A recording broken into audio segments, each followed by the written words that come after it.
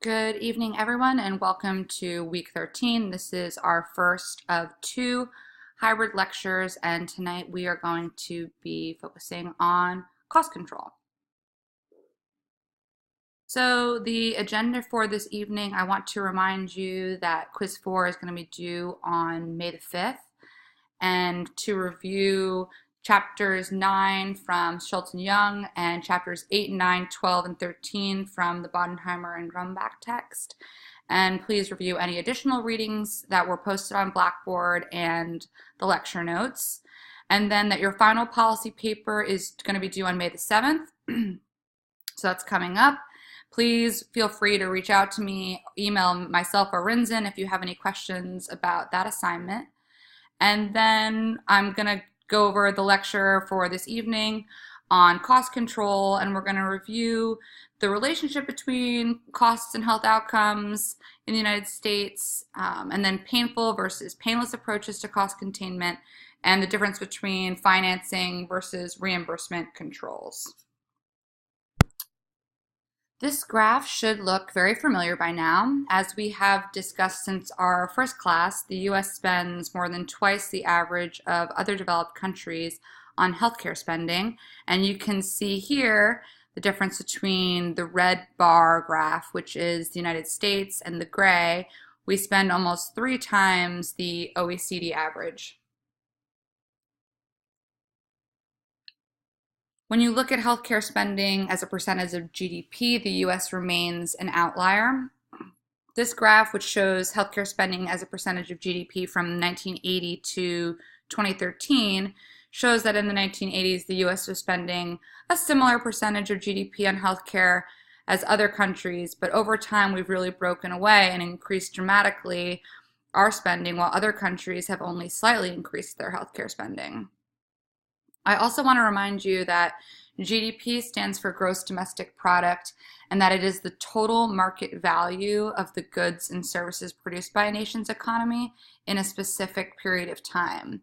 And the link that you'll see next to in the blue box there is a link to an interesting NPR article about what GDP is and why some people are arguing that it's no longer the best measurement of an economy. GDP is quite good at capturing quantity of things, but is not good at capturing quality or inequality, which is sometimes maybe more important for us. So despite excessive spending on healthcare in the United States, we do not have better health at the population level. And we've discussed this throughout the semester, that the US does a good job of providing individual health care to wealthy Americans who can afford it, but largely fails at meeting the broader needs of the population. And this is demonstrated by our high infant and maternal mortality rates in the United States and our lower life expectancy than other developed countries. As we explore the relationship between healthcare costs and health outcomes, the graph shown here, which was developed by Robert Evans, is a useful tool. Initially, as healthcare resources increase, these outcomes improve, but at a certain level, the slope of the curve diminishes, signaling that the increasing investments in healthcare yield more marginal benefits. I want to remind you that when we're looking at this graph, health outcomes sits on the y-axis and is the dependent variable. In other words, this is the effect. And healthcare costs sit on the x-axis and are the independent variable, and in other words, the cause.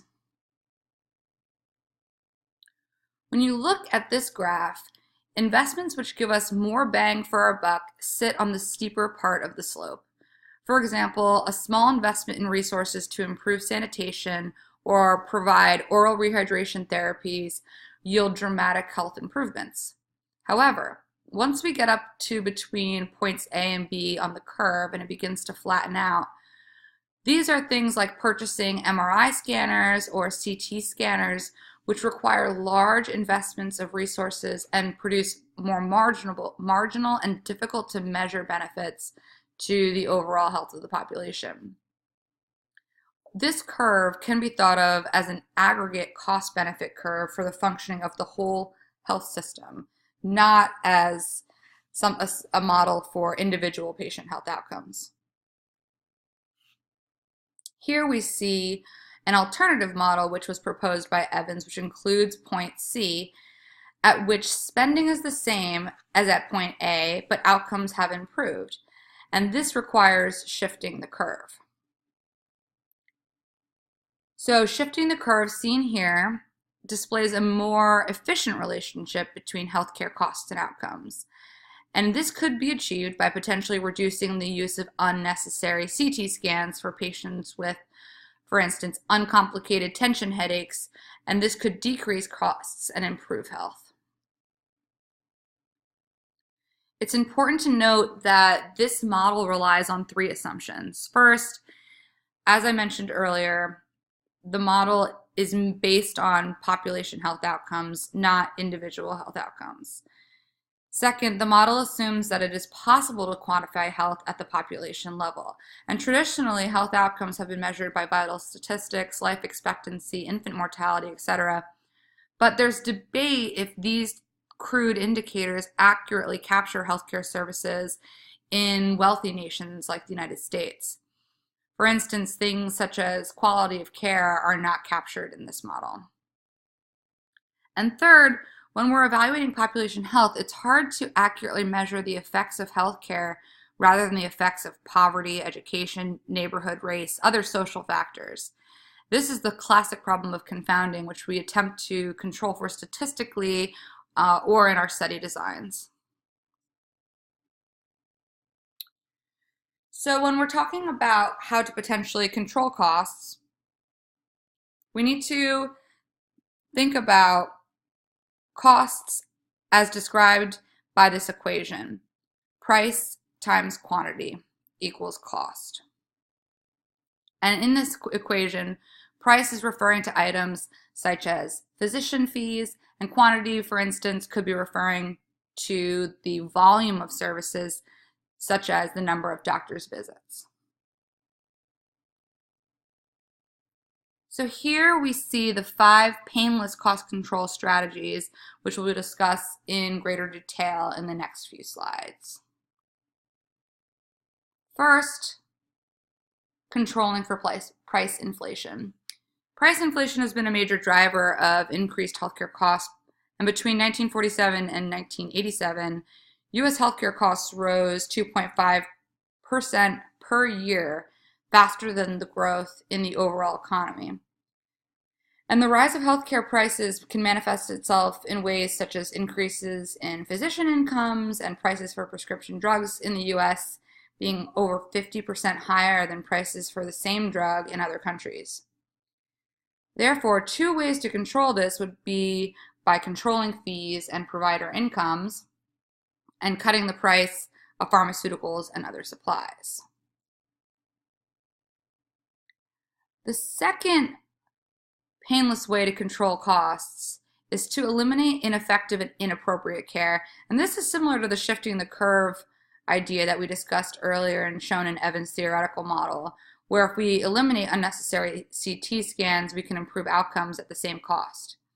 In the US, doctors perform a lot of unnecessary procedures or procedures which haven't been proven to be effective. And if we cut those, we could control costs. And the fact that per capita Medicare costs were twice as high in some cities as others, because of the difference in the quantity of services being used, is a powerful example of how we could cut inappropriate care and therefore costs. The third cost control strategy is reducing administrative waste. 31 cents of every healthcare dollar is going to admin in the United States, and these admin costs are twice as high as other countries like Canada. The ACA and MACRA attempt to reduce administrative waste by doing things like improving care coordination through patient-centered medical homes and requiring use of electronic health records, but we still have a ways to go, and we should look to other countries for ideas on how to reduce costs through reducing administrative waste. Fourth, we can use innovative strategies to control costs. Can we substitute less costly technologies that are just as effective? However, sometimes new technologies don't live up to their cost-saving expectations. For example, by making a surgery much cheaper, safer, and easier, it may result in many more physicians doing the surgery. So even if each surgery is cheaper, the overall cost, because so many more surgeries will be occurring, could wind up increasing costs overall. And there's a good example in your textbook of what happened with gallbladder surgery, so please review that for an example. And then finally, increasing access to preventative services is one way to prevent the population from developing more costly illnesses in the long run and ultimately controlling healthcare costs. However, prevention is a long-term game. You don't see immediate results, and sometimes the cost of the prevention program can be more than the cost of caring for the illness. And for an example of this, see the example of screening for elevated blood pressure in the general population in your textbook. The most controversial strategy for controlling costs is cost-effectiveness research, in which we redistribute resources from some services with some benefit to services with greater benefit relative to cost. And cost-effectiveness analysis of different strategies that prevent heart disease can be seen in the box on the left. And you can see that we would get more bang for our buck by investing in smoking cessation. But we have to be cautious when we make these types of decisions, because if the data that we're capturing and using are inaccurate, then the conclusions are going to be incorrect. And oftentimes these analyses can get caught up in value-based arguments about the value of a life. So there are some things that are important to consider when conducting cost-effectiveness research. First, are the resources really limited? And this is an important question, since all of the interventions that we're looking at tend to have some benefit. So if we take a more macro view of society and we consider that we spend so much money on, for instance, our defense budget, should we really be limiting the use of any health interventions and forcing healthcare providers and medical professionals to choose the most cost-effective? Second, if resources are limited and trade-offs are made based on cost-effectiveness, we need to be sure that the money saved from denying services that are classified as low cost-effectiveness will be reinvested in services that with greater cost-effectiveness. But there really isn't a clear mechanism to ensure this in the US yet. And third, there will always be ethical tensions between what's best for the individual and what's best for the entire population. And I encourage you to think back about the example from the rationing lecture on spending millions of dollars to separate conjoined twins.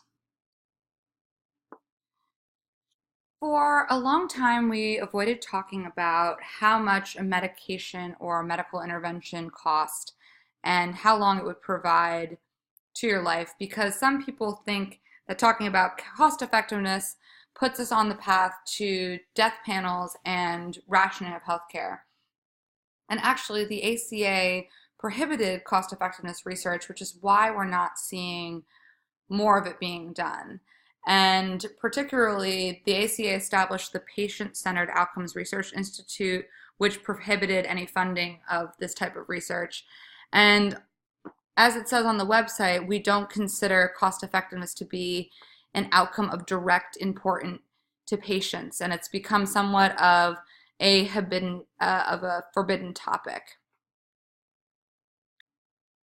When we consider the different mechanisms for controlling costs, there are two places where we can cut: premiums, which are also called financing controls, and reimbursement for healthcare. Financing is the flow of dollars, premiums, or taxes from individuals and employers to health insurance plans, which can be private or the government. Financing controls focus on limiting the flow of funds into health insurance plans with the expectation that then they will be forced to modify the outflow of reimbursement. Financing controls can either be regulatory or competitive, and an example of a regulatory strategy is the fact that certain tax funds are earmarked for health insurance to pay for Medicare Part A, for example. An alternative is using competitive strategies, which hope to make employers, employees, and individuals more cost-conscious in their healthcare purchasing decisions. In this strategy, health insurance plans are encouraged to compete on the basis of price, and with lower cost plans being rewarded with more enrollees. However, with competitive strategies, we have to remember that most Americans are covered through their employers, which is subsidized by the government, and this really blunts the cost to both employers and employees, and therefore limits the effectiveness of competitive strategies. If we decide to focus instead on controlling costs via reimbursement controls, we have two options: price controls or utilization controls. Price controls are appealing because they are relatively painless. They don't limit the quantity of services provided, but variations in fees may affect access to services for certain populations. And for example, this can be seen in the different reimbursement rates for Medicaid and Medicare physicians, which makes it difficult for Medicaid patients to find private physicians who will accept them into their care. There are a variety of methods which can be used to control the quantity of healthcare used, and we will review each of these in greater detail in the next few slides. So first we have changing the unit of payment. And one way to control the quantity is by just redefining the unit of payment. You can remember back to how by changing into use of diagnostic related groups, DRGs, this was very effective in controlling costs. And the more bundled the unit of payment, the more predictable the quantity tends to be. So when we change the unit of payment, the formula of costs equal price times quantity still applies, but when the unit of payment is capitation, the P is now the capitation fee and Q is the number of individuals covered. And when this is looked at underneath a global budget, the P is the average global budget per hospital and the Q is the number of hospitals. It is important to remember that the more aggregate the unit of payment, the more the financial risk is shifted, for better or for worse, to the provider. The second utilization control strategy is patient cost sharing, which is probably the form that we are most familiar with because we've all had copays, or maybe we've decided not to get an expensive surgery because of a high deductible. This method works well in randomized studies, but in reality there are many problems, and essentially what often happens is people with lower incomes wind up avoiding care and failing to receive needed preventative or health services, which then can develop into more costly health issues down the line. Utilization management seeks to influence physician behavior. The mechanism for influencing physician decisions is simple: denial of payment for services deemed unnecessary. But this has been criticized as micromanaging clinical decisions and getting in the way of that sacred patient-doctor relationship. And in the United States, significant time goes into appealing denials, persuading insurers why a service is medically necessary, and a public backlash to utilization management forced insurance plans to relax their activities in the 90s, but then costs were growing out of control again, and so they reintroduced a lot of these techniques in 2003. The fourth way and last way to limit the quantity of services used is to put limits on the supply. So for instance, we can limit the number of doctors or hospitals in a given area and regulate the type of providers that patients can see. And this method is popular in the UK, where patients must see a primary care doctor in order to then see a specialist. So in summary, when we're thinking about ways to control costs, there are only a few places that we can cut. There are many ways that we can reduce costs. And considering our high healthcare costs and poor outcomes, this area deserves a lot of additional research. I hope you've enjoyed the lecture tonight. Once again, feel free to reach out to myself or Rinzin if you have any questions or comments. Thanks.